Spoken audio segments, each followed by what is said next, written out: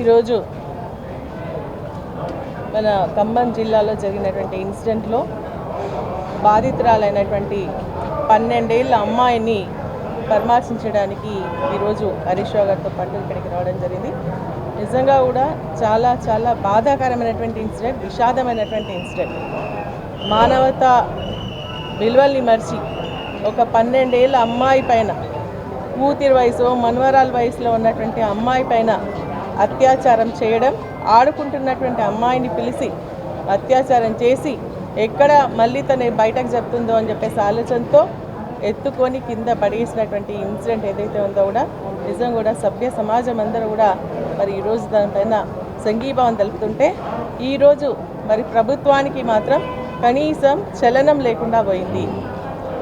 ఆ అమ్మాయి ఫస్ట్ హాస్పిటల్కి పోయి ట్రీట్మెంట్ చేసుకున్న తర్వాత వాళ్ళ తల్లిదండ్రులకు చెప్పడానికి భయపడి మేనమామను పంపిస్తే మేనమామతో ఈ సంఘటన చెప్పి బాధపడుతున్నటువంటి పరిస్థితి.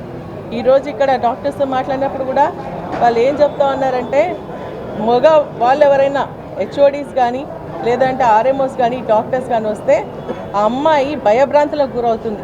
అంటే అంత ఘోరంగా అమ్మాయిని, చిన్న అమ్మాయిని మరి చిత్రహింసలు పెట్టినటువంటి ఘటన మనం ఇప్పుడు చూడడం జరుగుతోంది.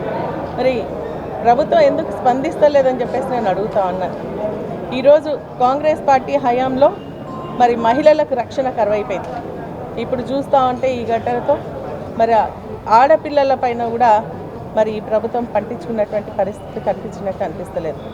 ఖమ్మం జిల్లాకు సంబంధించి 3 మంత్రులు ఉంటే ఒక్కరు కూడా స్పందిస్తలే.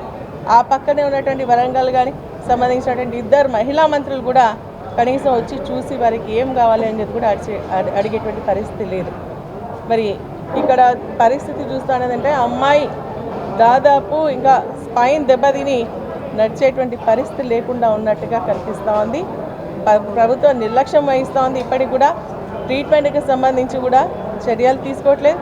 ఎవరైతే దీనికి కారకుడైనటువంటి వారిపైన కూడా మరి సెక్షన్స్ ఇప్పుడే మనకి ఇక్కడ చెప్పడం జరిగింది ఏంటంటే, పోక్సో కేసు ఫస్ట్ బుక్ చేసి దాన్ని 8-1 చేసి తర్వాత మళ్ళీ అందరు ప్రశ్నిస్తున్నటువంటి సమయంలో దాన్ని 5-6కి చేయడం జరిగిందని చెప్పేసి చెప్పడం జరుగుతుంది.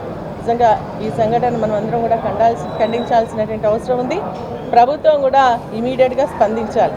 ప్రభుత్వం అసలు ఎటువంటి చర్యలు తీసుకుంటాయి? ఎటువంటి ఇన్సిడెంట్ జరిగినప్పుడు నామమాత్రంగా మాట్లాడుతున్నారు, మరి చేతులు దులుపుకునేటువంటి ప్రయత్నం చేస్తూ ఉన్నారు.